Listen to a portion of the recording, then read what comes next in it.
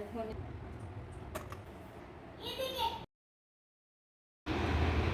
अस्सलाम वालेकुम friends, welcome to another vlog. आज संडे का दिन है। आज ऐसा कोई ख़ास काम है तो नहीं, लेकिन जब संडे का दिन होता है तो सारा दिन ऐसा कोई काम होता है, यानी आप नॉर्मल डेज़ में इतना काम नहीं करते जितना आप संडे के दिन कर लेते हैं।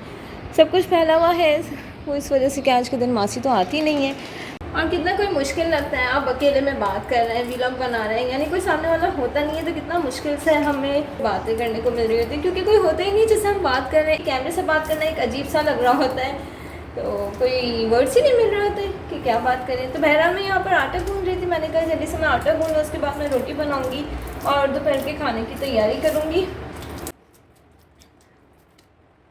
और यहाँ मैं आटा गूंद चुकी थी, तो मैंने आप लोगों को बताया कि जिस दिन कोई काम नहीं होता उस दिन बहुत ज़्यादा काम होते हैं। तो आज मैंने सोचा कि मलाई का घी निकालती हूँ, क्योंकि बहुत ज़्यादा जमा हो गई थी। तो आइए आप लोगों को आज मैं घी निकालने का तरीका बताती हूँ। बिल्कुल इसी तरह साबुत आपने डाल लेनी है, कोई मसला नहीं है, हो जाती है वो मेल्ट। दूसरी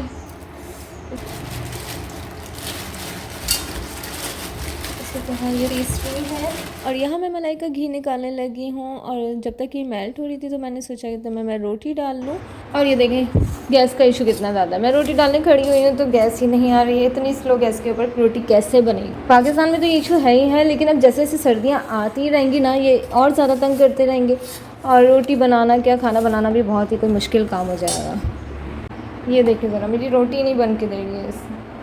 ऐसे बाहर लग तो रहा है कि बहुत ज़्यादा गैस आ रही है, लेकिन इसमें बिल्कुल प्रेशर नहीं है, और ये इस तरह की रोटी बना रही है कि मैं आपको बस क्या ही बताऊँ। ये देखें अभी आप, ये देखें बिल्कुल पकी भी नहीं है। इतने स्लो चूल्हे के ऊपर कैसे बनेगी रोटी। तो ये भी काफ़ी है कि बस अगर एंड टाइम तक आ जाती है गैस तो मैं इसको थोड़ा सा सेक लूँगी, और अगर नहीं आई तो फिर आज हमें ऐसी ही रोटी खानी पड़ेगी, ऐसी रोटी। वो देखें ज़रा, और ये देखें ज़रा बाकी की रोटियाँ दिखाऊँ मैं आपको, तो ये देखें कि ऐसी कच्ची कच्ची रोटियाँ बन रही हैं। और जनाब यहाँ मलाई थोड़ी थोड़ी मेल्ट होने लगी थी, तो मैंने इसको तवे पे रख के फ्लेम ऑन कर दी। और मलाई निकालने के लिए हमेशा याद रखें कि वुड स्पून यूज़ करते हैं, ना कि स्टील का। और अब यहाँ मलाई मेल्ट होने लगी है, तो अब हमें बार बार स्पून चलाते रहना है, वरना अगर मलाई नीचे चिपक गई तो फिर हमारे घी में जले हुए की स्मेल आ जाएगी और जले हुए का टेस्ट भी आ जाएगा। अगर आप काम में बहुत ज़्यादा बिजी हैं और साथ साथ घी भी निकल रहा है, तो ऑब्वियस सी बात है कि आपको बार बार स्पून चलाना बहुत मुश्किल लग रहा होगा। तो इसके लिए ये तवा वाला आइडिया बहुत बेस्ट है। लेकिन अगर आपके पास टाइम है और आप ज़्यादा ज़्यादा स्पून चला सकते हैं, तो तवे के बगैर भी आप पैन रख के और घी निकाल सकते हैं। लेकिन उसमें बार बार ज़रूरी है कि आपको हर मिनट के बाद आपको ज़रूर अच्छे से चमचा चलाते रहना है, तब तक जब तक कि उसका घी ऊपर ना आ जाए। और ये थोड़ा थोड़ा सा घी इसमें निकलने लग गया है साइडों पे। तो अगर हम ये देखेंगे ना, घी आपको नज़र आ रहा होगा, ये घी है, घी निकलना शुरू हो गया। अगर हम बहुत ज़्यादा तेज़ चूल्हा करेंगे तो फिर इसका जो सारी मलाई है वो नीचे चिपक जाएगी, और इसमें जो है जले हुए का जायका सा आ जाएगा, टेस्ट आ जाएगा, स्मेल आ जाएगी। और यहाँ जब मुझे लगा कि थोड़ा सा घी ऊपर आने लगा है, तो मैंने इसको तवे से उतार के डायरेक्ट फ्लेम पे रख दिया, ताकि मैं जल्दी जल्दी चमचा चला के इसको और इसका घी निकाल सकूँ। और ये इसमें घी निकलने लग गया, आप देखें थोड़ा सा तेज़ चूल्हा करके, और फिर जब मैंने इसको जल्दी जल्दी चमचा चलाती रही हूँ तो फिर इसमें साइडों पे घी आने लग गया है। ये रहा चमचा में मुस्तकिल चलाते रहना, वरना ये नीचे से लग जाएगा। जब तक कि इसका घी इतना ना आ जाए कि सब तरफ फैल जाए, तब तक हम चमचा चलाते रहेंगे, वरना मलाई जो है वो नीचे चिपक जाएगी और जल जाएगी। साथ साथ आपने पैन भी क्लीन करते रहना, वरना ये बाद में बहुत मुश्किल से क्लीन होगा। और ये आने लगा इसका घी ऊपर। जितना ज़्यादा चमचा चलाएंगे उतनी जल्दी होगा। ये थोड़ी मेहनत तो लगती है, लेकिन ये कि घी जब निकल जाता है तो फिर इसको खाना और की खुशबू एक अलग ही होती है। ये बन जाता है देसी घी, जो कि हम घर में निकाल रहे हैं।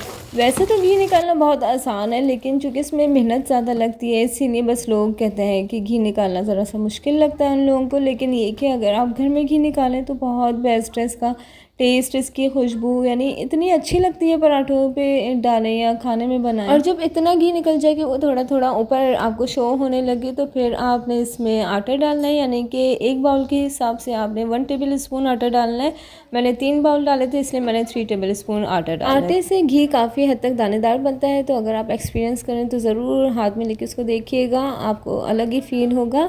इसके अलावा मैं यहाँ पर पैन भी साथ साथ क्लीन करती जा रही हूँ, लेकिन अगर हमारे पैन में थोड़ा सा भी जले हुए का निशान आ जाएगा, तो उसकी लिए भी मैं आप लोगों को ज़रूर आखिर में ट्रिक बताऊंगी। तो उस ट्रिक को भी ज़रूर यूज़ कीजिएगा, उससे आपका पेन बिल्कुल शाइनी और क्लीन हो जाएगा, जैसे कि बिल्कुल नया पेन बन जाएगा। और यहाँ घी ऑलमोस्ट निकल चुका है, तो अब मैं बाउल पे स्ट्रेनर रखकर इसको छान लूँगी और फिर सारा स्टफ़ इसका इसी के ऊपर डाल दूँगी, ताकि जो घी है वो नीचे निकल जाए और स्टफ़ ऊपर ही रह जाए। और स्टफ़ के ऊपर हल्की सी पैटिंग करूँगी, ताकि अगर इसमें थोड़ा सा घी जस्ट हुआ है तो वो भी नीचे ड्रॉप्स की सूरत में निकल जाएगा। और बाकी जो ये बचा हुआ स्टफ़ है इसको मैं वापस पैन में डालूँगी और फिर इसको दोबारा से थोड़ा सा पकाऊँगी, ताकि इसमें अगर थोड़ा बहुत भी घी है तो फिर वो भी ऊपर आ जाए। और फिर हम इसको पहले वाले प्रोसेस की तरह स्ट्रेनर पे रख के छान लेंगे और हमारा घी जितना होगा वो नीचे निकल आएगा। और बाकी का स्टफ़ जो ऊपर होगा वो आप चाहें तो उसका हलवा बना सकते हैं। मैं आज नहीं बना पाऊँगी क्योंकि आज मेरे पास इंग्रेडिएंट्स नहीं है इसके, तो फिर बाकी नेक्स्ट टाइम मैं इंशाल्लाह बनाऊँगी तो ज़रूर आप लोगों के साथ शेयर करूँगी। और यहाँ घी पूरी तरह रेडी हो चुका है, तो मैं इसको इस टब में डाल रही हूँ, जो कि मेरा आइसक्रीम टब है। और देसी मॉम्स की तरह मैंने ये टब संभाल के रखा हुआ था ताकि मेरे काम आ सके।